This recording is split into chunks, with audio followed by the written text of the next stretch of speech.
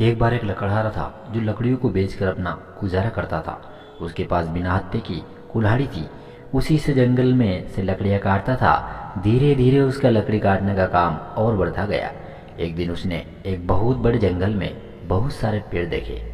उन सारे पेड़ों को काटकर उनसे वह बहुत सारी लकड़ियाँ प्राप्त करेगा और उनको बेचकर वह बहुत सारा धन यानी पैसा कमाएगा। उसने ऐसा सोचा।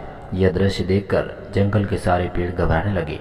इतने में उनमें से एक बूढ़ा पेड़ था। वह बोला, घबराओ नहीं, मेरे पास हम सभी को बचाने का एक बहुत बड़ा उपाय है। उसके पास केवल बिना हत्थे वाली कुल्हाड़ी है जो कि हम सभी को नहीं काट पाएगा जब तक कि उसमें हत्था न होगा।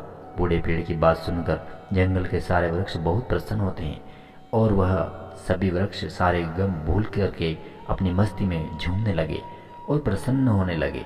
दूसरे दिन लकड़हारा जब जंगल में लकड़ियाँ काटने के लिए आता है तो वह बिना हत्थे की कुल्हाड़ी से जब लकड़ी को काटता है तो बहुत मेहनत के बाद एक भी लकड़ी नहीं काट पाता है।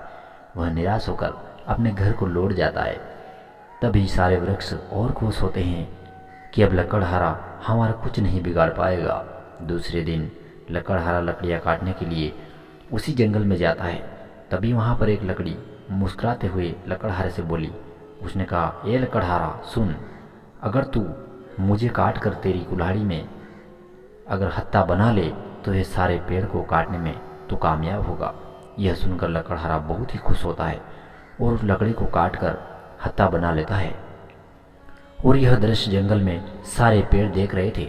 इसी दौरान सभी पेड़ घबरा गए और सभी आपस में बातें करने लगे हैं, अब हमें कोई नहीं बचाएगा, क्योंकि जब तक यह लकड़ी उसे लकड़हारा से नहीं मिलती और उसकी कुल्हाड़ी में नहीं आती तो हम बच जाते, लेकिन अब हमारा बचना मुश्किल है।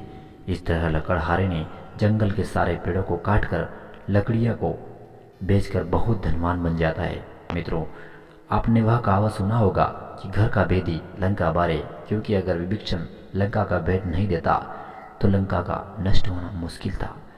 दोस्तों, इसी तरह से आज हमारे समाज में, हमारे देश में यही हो रहा है।